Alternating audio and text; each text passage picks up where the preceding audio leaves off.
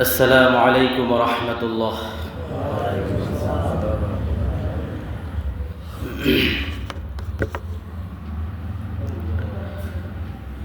الحمد لله وكفى وسلام على عباده الذين اصطفى.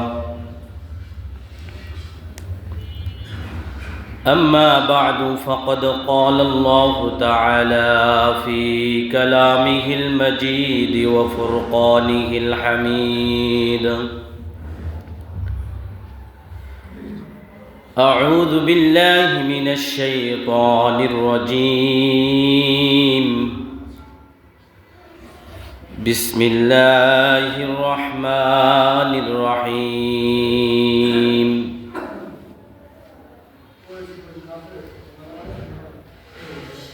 أقم الصلاة لذكري. قال سيدنا وحبيبنا ورسولنا صلى الله عليه وسلم: أول ما يحاسب به العبد يوم القيامة الصلاة. اللهم صل على روح محمد في الأرواح، وصل على جسد محمد في الأجساد، وصل على قبر محمد في القبور. اللهم صل على محمد وعلى آل محمد كما صليت على إبراهيم وعلى آل إبراهيم إنك حميد مجيد. اللهم بارك على محمد وعلى آل محمد كما باركت على إبراهيم وعلى آل إبراهيم إنك حميد مجيد. بلغ العلا بكماله، كشف الدجى بجماله، حسنت جميع خصاله.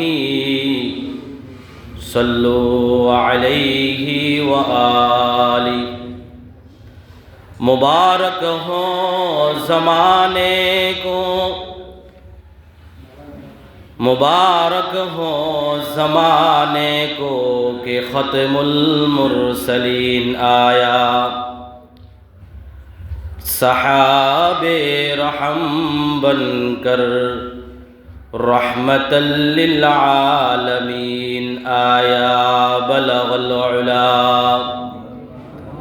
बिकमालिही, कशफद दुजा बिजमालिही, हसनत जमीअ खिसालिही।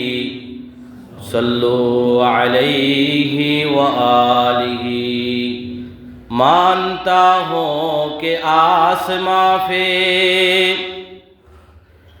मानता हो कि आसमां पे चांद सूरज है। ज़मीन में कुछ नहीं मगर मुहम्मद मुस्तफ़ा तू है। बलगल उला बिकमालिही, कशफद दुजा बिजमालिही, हसनत जमीअ खिसालिही। सल्लु अलैहि व आलिहि। मुहम्मद की गुलामी दीन इस्लाम की शर्त अव्वल है। अगर हो उस शर्त में खामी को सब तो सब कुछ नामुकम्मल है। बलगल उला बिकमालिही, कशफद दुजा बिजमालिही, हसनत जमीअ खिसालिही। صلوا عليه وآله لا إله إلا الله لا إله إلا الله لا إله إلا الله لا إله إلا الله لا إله إلا الله तौहीद तो ये है कि खुदा हशर में कह दे तौहीद तो ये है कि खुदा हशर में कह दे ये बंदा दो आलम में खफा मेरे लिए है ला इलाहा ला इलाहा ला इलाहा इल्लल्लाह ला इलाहा इल्लल्लाह मुहम्मदुर रसूलुल्लाह सल्लल्लाहु अलैहि वसल्लम सल्लल्लाहु अलैहि वसल्लम सल्लल्लाहु अलैहि वसल्लम। আরবি হিজরি সালের 1446 এর রজব মাসের 23 তারিখ চতুর্থ জুমা আদায় করার উদ্দেশ্যে পৃথিবীর শ্রেষ্ঠ জায়গা আল্লাহর ঘর বাইতুল্লাহতে পবিত্রতা অর্জন করে প্রতিযোগিতার মাধ্যমে আগে আগে আল্লাহর ঘরে আসার তৌফিক দিয়েছেন। সকলে বলি আলহামদুলিল্লাহ। প্রশংসা করব কার? প্রশংসা করলে লাভ না ক্ষতি? আল্লাহ রাব্বুল আলামিন প্রশংসা করলে নিয়ামত কি করে দিবেন? বাড়িয়ে দিবেন। এজন্য আমরা সব সময় আল্লাহ পাকের শুকরিয়া আদায় করব। আল্লাহ পাকের শুকরিয়া, আল্লাহ পাকের নিয়ামতের শুকরিয়া যদি জীবনভর আমরা আদায় করি, তারপরেও আল্লাহ পাকের নিয়ামতের শুকরিয়া কি হবে না? শেষ হবে না। আল্লাহ পাক কত নিয়ামতের মধ্যে আমাদেরকে ডুবে রেখেছেন, ঠিক না বেঠিক? আল্লাহ পাক আমাদেরকে যে সবচেয়ে বড় নিয়ামত, ঈমানের মতো নিয়ামত, সুস্থতার মতো নিয়ামত, এগুলা যে দান করেছেন, আল্লাহ পাকের গোলামি করার তৌফিক দিয়েছেন। যাকে আল্লাহ পাক ভালোবাসেন তাকেই আল্লাহ পাকের গোলামি করার কি দেন? তৌফিক দেন। আমরা যারা আসতে পেরেছি, আমরা এই কথা বলতে পারি যে আল্লাহ পাক আমাদেরকে ভালোবাসেন, ঠিক না বেঠিক? এজন্য আরেকবার বলি আলহামদুলিল্লাহ। আল্লাহ রাব্বুল আলামিন আমাদেরকে গোলামি করার জন্য বানাইয়েছেন, ঠিক না বেঠিক? প্রথম নম্বর গোলামি হচ্ছে আল্লাহর প্রতি ঈমান আনা, ঠিক না ভাই? আল্লাহর প্রতি বিশ্বাস করা, আল্লাহর প্রতি বিশ্বাস করা। এজন্য সকলে আমার সাথে একই আওয়াজে বলার জন্য চেষ্টা করবেন। আমানতু বিল্লাহি ওয়া মালাইকাতিহি ওয়া কুতুবিহি ওয়া রুসুলিহি ওয়াল ইয়াউমিল আখিরি ওয়াল কদরি খাইরিহি ওয়া শাররিহি মিনাল্লাহি তাআলা ওয়াল বা'সি বা'দাল মাউত।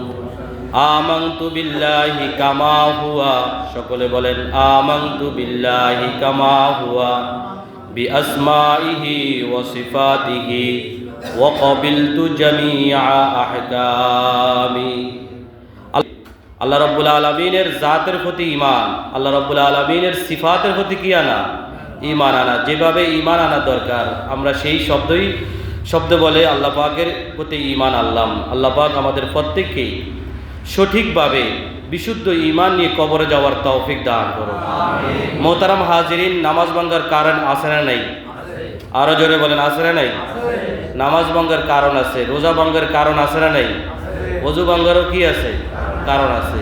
ঠিক ঈমান ভঙ্গেরও কি আছে? কারণ আছে। আমরা অনেকে জানি না, অথবা জানার জন্য আমরা চেষ্টাও করি না। এজন্য ভাই, যখন কথা বলবো মেপে মেপে কথা বলবো, ঠিক না? যখন কথা বলবো সতর্কতার সাথে কি বলবো? কথা বলবো, সাবধানতা অবলম্বন করব।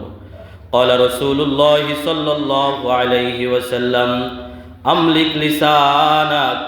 নবীজি বলেছেন, আমার উম্মতেরা রে, শেষ জমানায় এমন জমানা হবে, শেষ জমানা, ফিতনা ফাসাদের জমানা, অশ্লীলতার জমানা। সেই জমানার মধ্যে তুমি তোমার জবানটাকে তুমি নিয়ন্ত্রণ করবা। জবানকে কি করবা? নিয়ন্ত্রণ। আবল তাবল কথা বলা যাবে না। অনেক সময় অজান্তে কথা বলার কারণে আমার আপনার ঈমান চলে গেছে, আমি বেঈমান হয়ে গেলাম, আর আমার ঘরের মধ্যে যে বিবি আছে সেই বিবি হলো মুসলমান, ঠিক না বেটি? বিবি মুসলমান আর আমি হইলাম কাফের, আমি হইলাম বেঈমান, আমি হয়ে গেলাম মুনাফিক, আমার বিবি তালাক হয়ে যাবে, নাউজুবিল্লাহ। আর যদি আমার এই অসাবধানতার কারণে যদি বিবি তালাক হয়ে যায়, আমি যদি এটাকে এই ঈমান ভঙ্গের কারণ না মনে করি, এই বিবির সাথে যতবার আমি মিলামিশা করলাম, এই ঘরের থেকে যত সন্তান জন্ম লাভ করবে সবগুলো হবে জারজ সন্তান, আর সবগুলো হবে কি জিনার মতো অপরাধ, ঠিক না বেঠিক? আমার কথা কি আপনারা বুঝেন নেই? জিনার মতো গুনাহ হবে। ইদানিংকালে একটা নতুন আত্মীয়তা আমাদের মাঝে প্রকাশ পাইছে, বলবো নেই, যে বলে যে হ্যাঁ আমার বয়ফ্রেন্ড, হ্যাঁ আমার গার্লফ্রেন্ড, বলে কি বলে না, পরিচয় দিয়ে দেয় নতুন করে যে এই আমার কি বয়ফ্রেন্ড, এই হলো আমার কি গার্লফ্রেন্ড। ইসলামের মধ্যে বয়ফ্রেন্ড এবং গার্লফ্রেন্ড বলতে কোনো কি নেই, আত্মীয় নাই, কোনো কি নাই, এরকম কোনো কি নাই, আত্মীয়তা নাই। বরং এগুলো হচ্ছে আমি একজন মহিলার সাথে, বেগানা মহিলার সাথে সম্পর্ক করা মানে আমি তাকে আমার জিনার কি বানাইলাম, পার্টনার বানাইলাম, ঠিক না বেঠিক? জিনার পার্টনার বানাইলাম। কোনো একটা নারী যদি কোনো একটা বেগানা অপরিচিত পুরুষের সাথে সম্পর্ক করে, গায়রে মাহরামের সাথে যখন সম্পর্ক করে, তখন ওই মহিলা যেন একটা পুরুষকে তার জিনার কি বানাইল, পার্টনার বানাইল। এই মহিলাকে যতবার স্পর্শ করবে, এই পুরুষ যতবার এই নারীর দিকে তাকাবে, এই পুরুষ যতবার এই নারীকে স্পর্শ করবে, এই পুরুষ যতবার পায়ে হেঁটে নারীর দিকে যাবে, এই পুরুষ যতবার নিজের মনের মধ্যে জল্পনা কল্পনা করবে ওই নারী নিয়ে, কিতাবের মধ্যে আছে 24 ঘন্টা সে জিনার মধ্যে লিপ্ত হয়ে থাকবে। নাউজুবিল্লাহ বলেন। নতুন আত্মীয়তা পরিচয় দেয়, কিন্তু পুরাতন আত্মীয়তার কোনো কি নেই, খবর নাই। পুরাতন আত্মীয়তার কি নাই, খবর নাই। বা ছেলে বাবার সাথে সম্পর্ক রাখে না, ছেলে মার সাথে কি রাখে না, সম্পর্কতা রাখে না। আমার নবীজি বলেছেন যারা আত্মীয়তা ছিন্ন করবে, লা ইয়াদখুল জান্নাতা কাতি', আত্মীয়তা ছিন্নকারী বেহেশতে প্রবেশ করবে না। আত্মীয়তা ছিন্নকারী বেহেশতে প্রবেশ কি করবে না। আজকে বড় ভাই বোনের হক নষ্ট করে, বড় ভাই বোনদের হক নষ্ট করে এভাবে অজুহাত দেখায়, তুই বোন চাস নাকি জাগা চাস, তখন বোনের দিলটা নরম থাকে, সে বলে আমি তো ভাই এরকম আর একটা ভাই আর পামু না, আমার জাগার দরকার নাই, আমার কিসের দরকার, ভাইয়ের দরকার। বলেন তো দেখি, তার এই কথাটা বোনের সামনে পেশ করা দরকার আছে? রে মুসলমান ভাইয়েরা, আমার নবীজি হাদিসের মধ্যে বলেছেন যারা আত্মীয়তা ছিন্ন করতে চায়, আর যার সাথে আত্মীয়তা ছিন্ন করতে চায়, সে যদি মিলাইতে চায়, এটাকে জোড়া লাগাইতে চায়, নবীজি এরকম হাতটা দুইটা আঙ্গুল দিয়ে বুঝাইছেন, আমি এবং ওই ব্যক্তি, যে ব্যক্তি আত্মীয়তাকে জোড়া লাগাইতে চায়, ওই ব্যক্তির সাথে যে আত্মীয়তা ছিন্ন করতে চায়, তার সাথে আত্মীয়তাটা জোড়া লাগানোর জন্য চেষ্টা করে, আমি আর ওই ব্যক্তি জান্নাতের মধ্যে এরকমভাবে কাছাকাছি থাকবো। দুইটা আঙ্গুল যেরকম কাছাকাছি থাকে, এরকম নবীর সাথে কি করবে, কাছাকাছি থাকবে। এজন্য ভাই, পুরাতন আত্মীয় যেগুলা ইসলামে কি করে সমর্থন করে, ইসলামের মধ্যে যে আত্মীয়তার কথা বলেছেন, এগুলাকে জোড়া লাগানোর কি করবেন, চেষ্টা করবেন। নতুন আত্মীয়তা প্রকাশ করার কি করবেন না, চেষ্টা করবেন না। আপনি অভিভাবক, আপনি বাবা হয়েছেন, আপনি মা হয়েছেন, আপনার অভিভাবকের যে দায়িত্ব আছে সেই দায়িত্ব সঠিকভাবে আদায় করতে হবে কি হবে না? আপনার ছেলে, আপনার মেয়ে, আপনার থেকে আপনার যেই রশি আছে সেই রশিদ থেকে আপনার ছেলে মেয়ে কি হয়ে গেল, বের হয়ে গেল। দেশ স্বাধীন করা বড় কিছু নয়, বরং দেশকে রক্ষা করা কি বড় কিছু। আপনার সন্তানকে রক্ষা করা, আপনার মেয়েকে রক্ষা করা, আপনার ছেলেকে রক্ষা করা অভিভাবক হিসাবে নৈতিক দায়িত্ব কিনা, ঠিক না ঠিক? আল্লাহ পাক বুঝার তৌফিক দান করুন। তাহলে আমাদেরকে সকলকে কার প্রতি বিশ্বাস আনতে হবে? আল্লাহর প্রতি বিশ্বাস স্থাপন করার পরে যেই কাজটা আমাদের করতে হবে সেই কাজটা হচ্ছে 5 ওয়াক্ত নামাজ আদায় করা। বলেন কি নামাজ? 5 ওয়াক্ত নামাজ আদায় করা। গত জুমাতে বলেছিলাম 5 ওয়াক্ত নামাজ আদায় করলে, কোন তরিকায় আদায় করলে সমাজ থেকে অন্যায় অশ্লীলতা দূর হবে, অবিচার দূর হবে, সমাজের মধ্যে ন্যায় নিষ্ঠা কি হবে, প্রতিষ্ঠিত হবে, এগুলো আমাদের জানা দরকার আছে না নাই? একটা পয়েন্ট নিয়ে আলোচনা করেছিলাম যে আল্লাহ রাব্বুল আলামিন কোরআন শরীফের জায়গায় জায়গায় বলেছেন নামাজ কায়েম করো। বলেন কি বলেছেন? নামাজ কায়েম করো। নামাজ কায়েম করার কি অর্থ আমাদের বোঝা দরকার আছে না? কথা বলা আছে না নাই? নামাজ কায়েম করার এক অর্থ হচ্ছে নামাজের পূর্ব যত শর্তগুলো আছে এগুলা সঠিকভাবে কি করা, আদায় করা। আমি বলেছিলাম শরীর পবিত্র করা, কোরআন দিয়ে বুঝিয়েছিলাম, হাদিসের মাধ্যমে বুঝিয়েছিলাম। এরপরে কি গোসলের ফরজ, যদি গোসল ফরজ হয় তাহলে কি করা? পবিত্রতা অর্জন করা, কাফর পবিত্র করা, ঠিক না বেঠিক? কাফর কি করা? পবিত্র করা।